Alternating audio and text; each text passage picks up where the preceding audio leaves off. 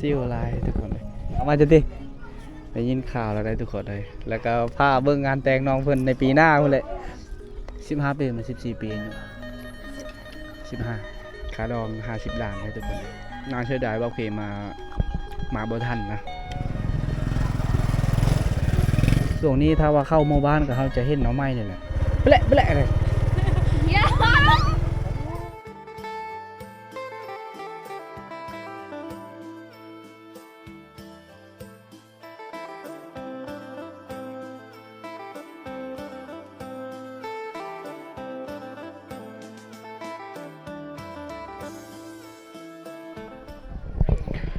อันนี้เป็นบอนกระเจ้าพัดขี้แกบออก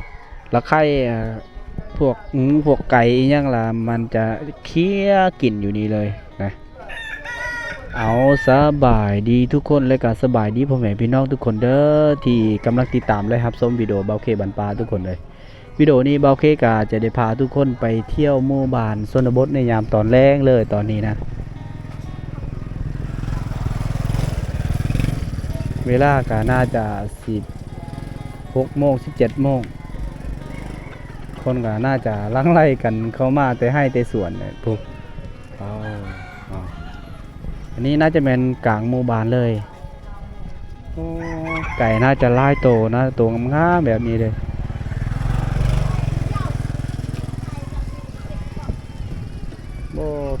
ตัวผู้น่าจะ2 ตัวเลยน่าจะขี่รถถีบรถอย่างเลยฮะทุกคนเลยพาทุกคนเลาะเที่ยวกลางหมู่บ้านเลยสองนี่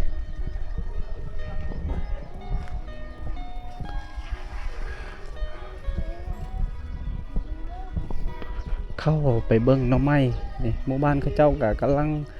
ลังสรบนกันเฮ็ดหน่อไม้ส่วงนี้หน่อไม้กำลังดังเลยราคากำลังดีเลยนี่ได้เขาเจ้ากำลังเฮ็ดโอ้นี่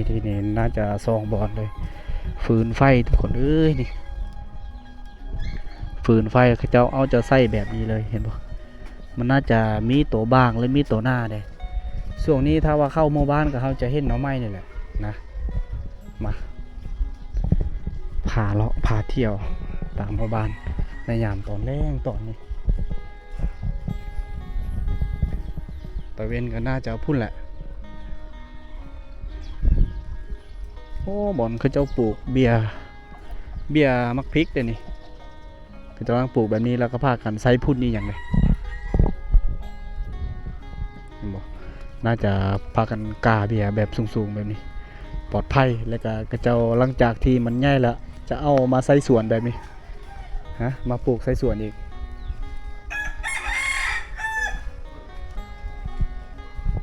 เสียงไก่ขันนี่ยัง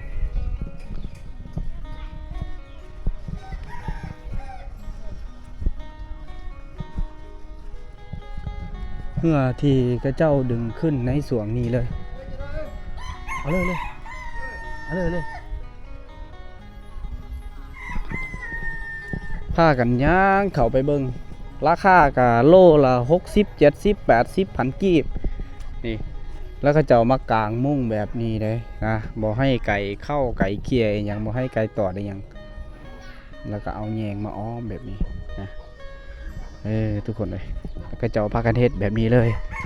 หน่อไม้กำลังเป็นราคาดีส่วงนี้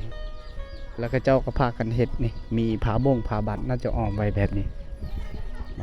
แหล่งงัวแหล่งควายก็น่าจะแม่นถึงพุ่นแหละเนาะตาเวนนะกำลังสีรับผู้รับอย่างเลยส่วงนี้เป็นช่วงหน้าฝนห้ากระตกทุกคนสังเกตนำถ้ากะเศร้าฝนตกมื้อนี้เลยโอ้ผู้สาวได้นี่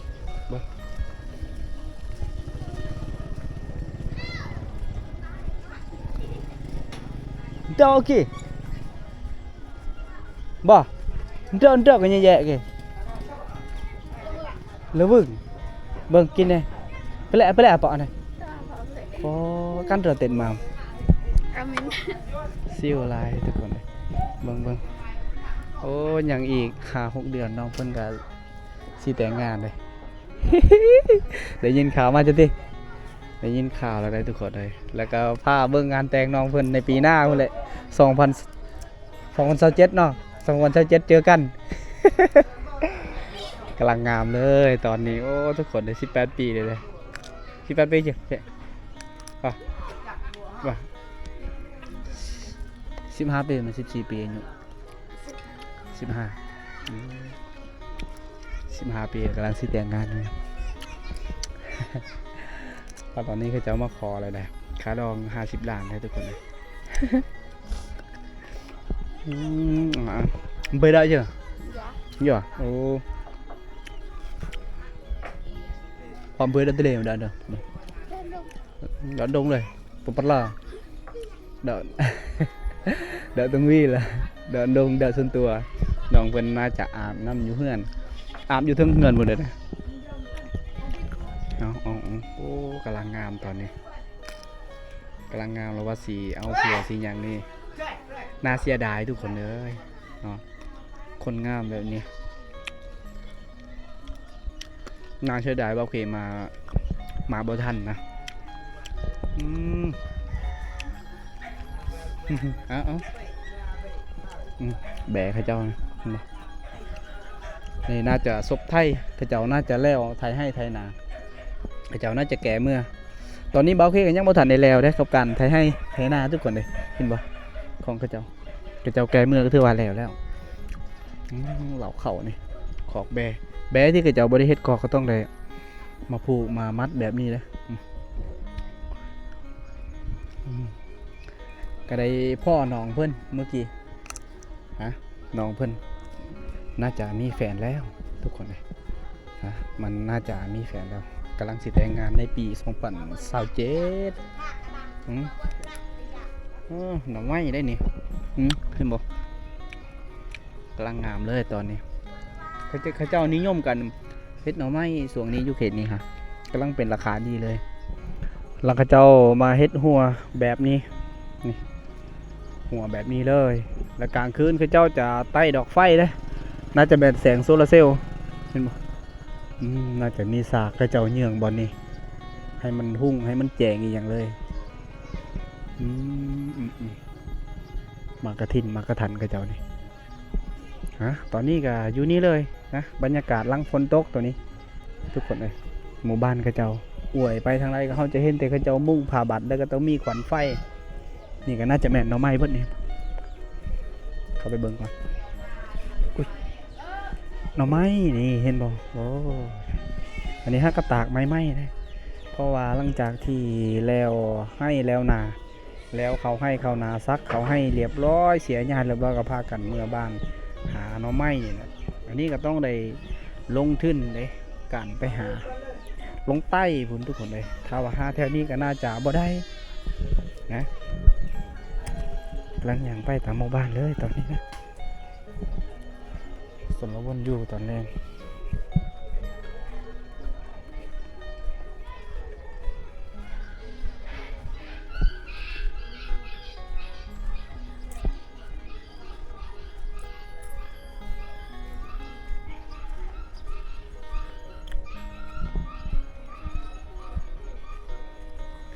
มันเป็นดอกไม้ที่งามดอกไม้ธรรมศาสตร์นี่มันจะออกเป็นสีชมพูแบบนี้โดยที่คนบ่ได้ปลูกเลยมันจะออกเองมันจะเกิดเองมันในส่วนทำมิตรนะเขาเจ้าปลูกอยู่ห้องเฮียนตัวนี้แต่ว่าตอนนี้นะเขาเจ้าบ่ได้ปลูกก็น่าจะมันจะเกิดตามหมู่บ้านเลยสัตว์เลี้ยงตัวแบะเขาเจ้ากองฟืนกองไฟส่วนนี้นี่ก็น่าจะแม่นรถไทยหรือว่ารถอีเต็นมาที่ให้แต่นาแหละส่วนนี้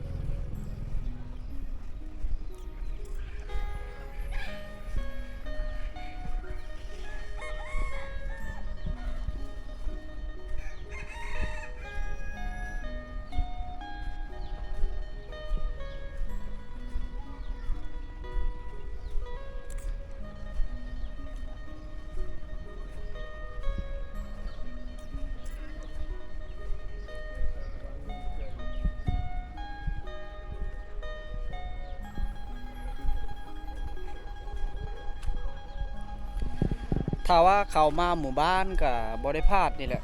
ลงเบิ่งวิวอยู่น้ำเซ่ก่อนป้อเสียงน้ำแกงในส่วนลังๆนะในวิดีโอก่อนก็ถือว่าเฮาจะบ่ค่อยได้เห็นน้ำแกงหรือว่าบ่ค่อยได้ยินเสียงน้ำแกงก็เนื่องจากว่าน้ำเซหลายแต่ว่าตอนนี้น้ำเซน่าจะลดลงหลายเม็ดแล้วนะเห็นบ่เสียงน้ำแกงถ้าว่าน้ำขึ้นหลายเลยคนน่าจะลงเบิ่งน้ำน่าจะชมวิวอยู่จุดนี้แหละแต่ว่าตอนนี้เฮาจะบ่ค่อยได้เห็นคน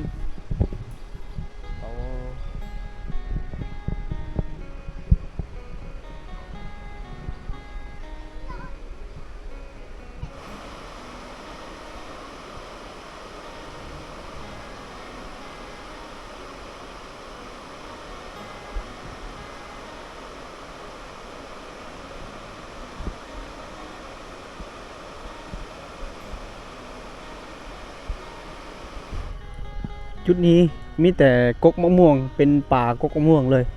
สมัยแต่เก่าหมู่บ้านเขาเจ้านี่มีแต่เฮือนน่ะสุดขนาดแต่ว่าตอนนี้เขาเจ้าขยายออกพี่เลยเห็นบ่นี่น่าจะหลายๆกกอยู่3 6 8กกมันจะเป็นอันนั้นเลยอยู่จุดนี้กำลังย่างไปตอนนี้ตามหมู่บ้านนี่แหล้วทุกคนเลยก็ทึกอยู่สนละวนอยู่ตอนแรงช่วงนี้เป็นช่วงหน้าพ่นครึ่งนึ่งนะมันจะครึ่งนึ่งกับหน้าแดดบางมือน่าจะฝนบางมือน่าจะแดดสนละวนกันนะนี่แหละบ่าวเคกาออกหน้าได้ตอนแรงบางทีกะออกนอนหน้าได้สูบน้ำดำหน้านะแล้ว ดำหน้าฝนไม่ได้ตกทุกคนเลยเห็นกระเจ้า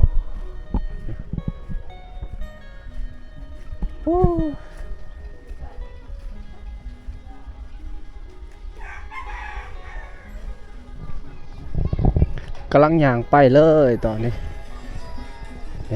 บ่จุดนี้เป็นจุดกระเจ้าฟิงไฟแล้วก็พากันเปิดเพลง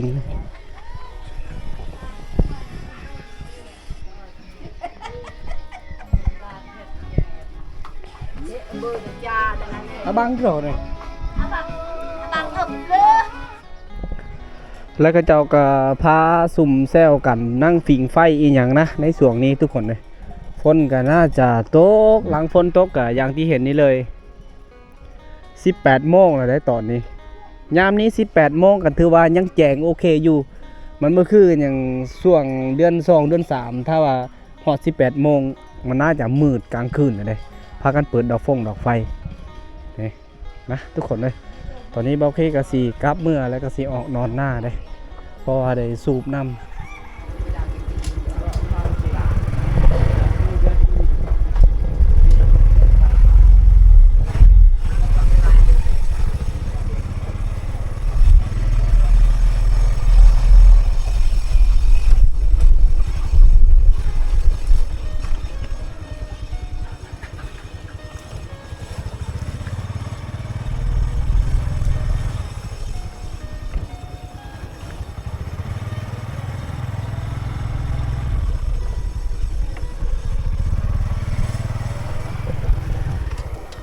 ทุกคนเลยกำลังขี่มอเตอร์ไซค์นะอย่างที่ว่าและเพราะว่าช่วงนี้เบาเพลงยังบ่ทันได้แล้วดำหน้าก็เลยสิออกนอนหน้าตอนนี้แล้วก็พาทุกคนไปเที่ยวชมหมู่บ้านน้อยนึง นี่ตอนนี้กำลังเมื่อก่อน